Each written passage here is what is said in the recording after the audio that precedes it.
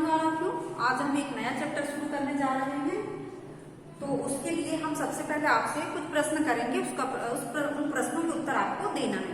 सबसे पहले देखिए, हम किसी को पत्र क्यों लिखते हैं, है ना? बताइए आप लोग। तो हम पत्र लिखते हैं, ये कारण है कि हम अपनी बात जो है उन तक पहुंचाते हैं, है ना? उसके बाद दूसरा क्वेश्चन का आंसर बताइए कि क्या आपने कभी किसी को पत्र लिखा है ना? क्यों? हमने तो पत्र लिखा ही नहीं होगा शायद, है ना? सिर्फ हम स्कूलों में लिख लेते हैं, है ना, अपने माता पिता के लिए या 3 दिन की छुट्टी के लिए। उसके अलावा हम कोई पत्र नहीं लिखते। आजकल तो मोबाइल है, तो हम मोबाइल में ही मैसेज कर देते हैं, है ना? तो हमको पत्र लिखने की जरूरत नहीं पड़ी होगी। लेकिन हम लोगों ने अपने जमाने में पत्र लिखा है ना? अपने किसको लिखे हैं? माता पिता को, भाई बहन को। जब हम कहीं बाहर थे तो हम अपने मम्मी पापा को, भाई बहन को पत्र लिखते थे। हम पत्र लिखकर कहाँ डालते हैं बताइए आप, क्योंकि आप लोग तो पत्र लिखते नहीं, तो आपको पता है कि नहीं है बताइए, है ना? तो स्वाभाविक सी बात है कि पत्र जो है हम लेटर बॉक्स, जो रेड कलर का डब्बा रहता है पोस्ट ऑफिस के सामने, उसमें हम क्या करते हैं? पत्र जो है लिखकर डालते हैं, है ना? अगर हमने ये औपचारिक और अनौपचारिक पत्र मतलब अगर हमने व्यवहारिक पत्र या अनौपचारिक पत्र नहीं भी डाले तो हम औपचारिक पत्र डालते हैं। जैसे कि हम कोई फॉर्म वगैरह भरते हैं एग्जाम का, तो उसमें हम पत्र जो रहता है या कोई एप्लीकेशन रहती है उसको हम दूसरे तक के लिए भेजने के लिए डालते हैं। तो आज देखिए, हम आज पढ़ेंगे नेताजी का पत्र सुभाष चंद्र बोस जी ने जो लिखा था, वो किसको लिखा था? वो केलकर जी को लिखा था, अपने मित्र केलकर जी को। केलकर जी क्या थे? उनके मित्र थे और एक स्वतंत्रता सेनानी, है ना? तो ये जो पाठ है ये क्या है? एक पत्र विधा है। कौन सी विधा है? पत्र विधा है। तो अब देखिए, सबसे पहले हम पेज नंबर आपको निकालना है 98 नंबर के पेज में लेखक परिचय, मतलब कि सुभाष चंद्र जी का जो है परिचय हम आपको बता दे रहे हैं। सबसे पहले देखिए, नेताजी सुभाष चंद्र बोस देश के महान स्वतंत्रता सेनानी थे। उनका जन्म 23 जनवरी 1897 मतलब कि 1897 को उड़ीसा के कटक में एक संपन्न बंगाली परिवार में हुआ था। उनके पिता जानकीनाथ कटक के एक मशहूर वकील थे, जबकि माता प्रभावती देवी गृहिणी थी, है ना? नेताजी बचपन से ही बहुत मेहनती, ईमानदार और पढ़ाई में तेज थे। उन्होंने अपनी प्राथमिक शिक्षा कटक में पूरी की और उसके बाद आगे की पढ़ाई के लिए कलकत्ता चले आए। जन्म कटक में और पढ़ाई के लिए कहाँ चले आए? कलकत्ता में। वहाँ प्रेसिडेंसी कॉलेज से स्नातक करने के बाद सिविल सर्विस में चयनित हुए। वे स्वामी विवेकानंद को अपना आदर्श मानते थे। अपनी देशभक्ति के कारण उन्होंने अपनी सिविल सर्विस की नौकरी ठुकरा दी और भारत लौट आए। भारत लौटते ही वे स्वतंत्रता आंदोलन में कूद गए। फिर उन्होंने अपना सारा जीवन भारत को स्वतंत्र कराने में होम कर दिया, मतलब कि त्याग दिया। उन्होंने भारत को आजादी दिलाने के लिए आजाद हिंद फौज की स्थापना की। बताया जाता है कि 1945 में उनकी एक विमान हादसे में मृत्यु हो गई। तो आज हम जो नेताजी का पत्र है उसके बारे में आपको बता रहे हैं। तो सबसे पहले देखिए, पाठ जो है एक पत्र विधा में लिखा गया है और सुभाष चंद्र बोस जी ने केलकर जी को पत्र लिखा है। और केलकर जी कौन है? उनके मित्र हैं, एक स्वतंत्रता सेनानी। साथ ही साथ यहाँ पर ये भी इस पत्र में बताया गया है कि जो पहले जमाने में अंग्रेज लोग हैं जो भारतीयों के साथ में दुर्व्यवहार करते थे, उन्हें कालाबानी की सजा देते थे, उसका भी बड़ा दुखद वर्णन इस पाठ में किया गया है। साथ ही साथ हमको यह भी बताया गया है कि उन्होंने इस पत्र में लोकमान्य बाल गंगाधर तिलक जी के बारे में भी अनेक बातें हमको बताई है, जिससे कि हम क्या है, छात्र जो है उससे अवगत होंगे और साथ ही साथ स्वतंत्रता सेनानियों के बारे में, उनके साहस के बारे में, दृढ़ निश्चय व उनके त्याग के बारे में हम जो है अवगत हो पाएंगे और परिचित हो पाएंगे कि किस प्रकार स्वतंत्रता सेनानी जो है जो साहस के साथ, दृढ़ निश्चय के साथ वह त्याग जो है अपने आप का कर देते थे। तो आइए अब हम पढ़ेंगे नेताजी का पत्र। आओ पढ़ें। मांडवी केंद्रीय कारागार बर्मा, है ना? ये जो है एड्रेस लिखा है यहाँ पर 20/8/1985 को। ये एड्रेस जो है यहाँ पर लिखा है। सबसे पहले हम पत्र लिखते हैं तो ऐसे ही पता लिखते हैं, है ना? प्रिय मित्र, प्रिय श्री केलकर, इन्होंने सुभाष चंद्र बोस जी ने अपने मित्र को लिखा। मैं पिछले कुछ महीनों से आपको पत्र लिखने की सोच रहा हूँ, यानी बहुत दिनों से, पिछले महीने से सोच रहा हूँ, जिसका कारण केवल यह रहा है कि मैं आप तक एक ऐसी जानकारी पहुँचा दूँ कि जिसमें आपको दिलचस्पी होगी। मैं नहीं जानता आपको मालूम है या नहीं कि मैं गत जनवरी से कारावास में हूँ, यानी मैं नहीं जानता कि आपको मालूम है कि नहीं कि मैं कारावास में हूँ। कारावास यानी कि जेल खाने में हूँ।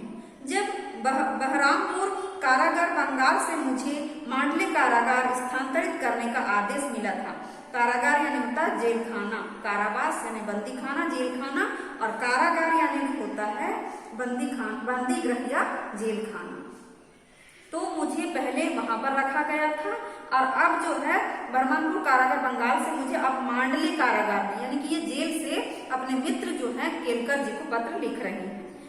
तब मुझे स्मरण नहीं आया था, स्मरण यानी याद नहीं हो आया था कि लोकमान्य तिलक ने अपने कारावास काल का अधिकांश भाग मांडले जेल में ही गुजारा था।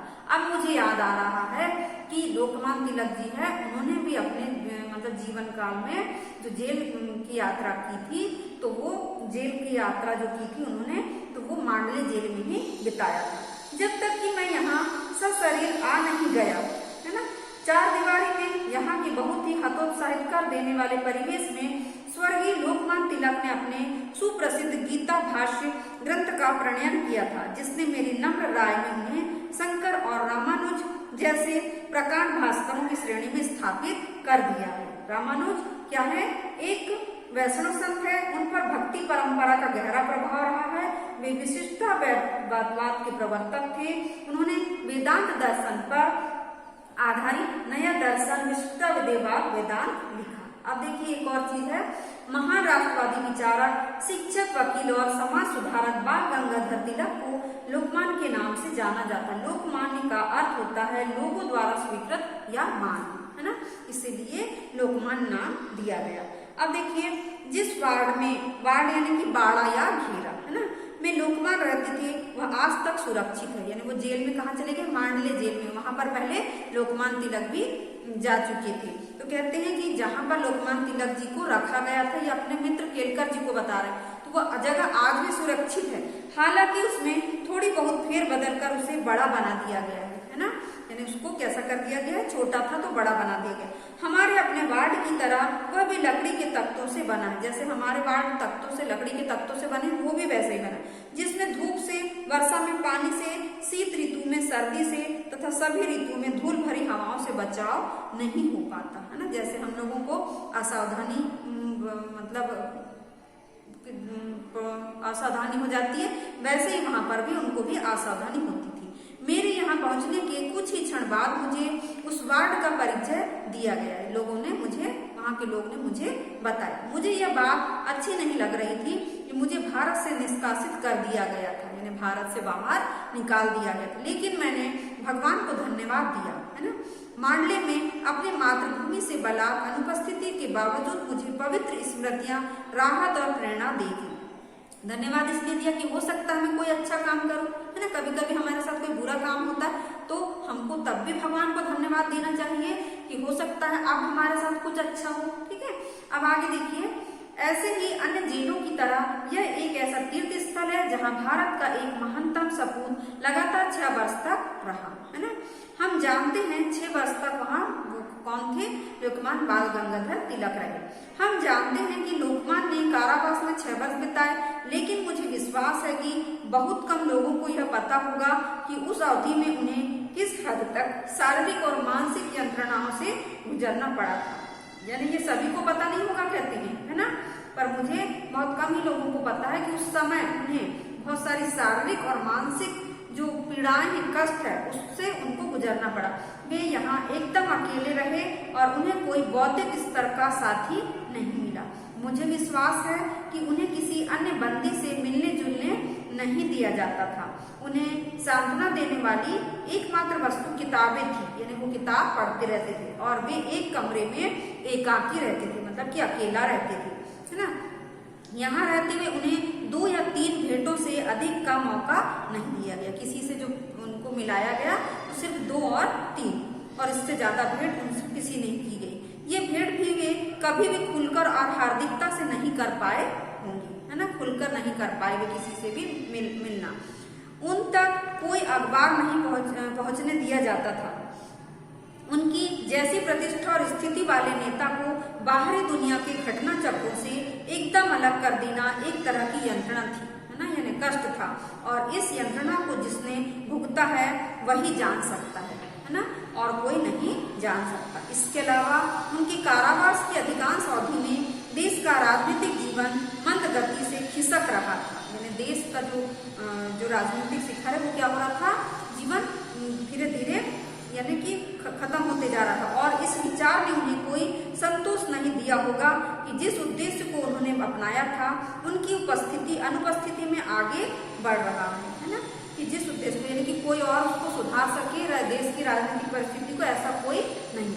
उनकी शारीरिक यंत्रणाओं के बारे में जितना कम कहा जाए बेहतर होगा, यानी बहुत सारे शारीरिक कष्ट उनको सहने पड़े।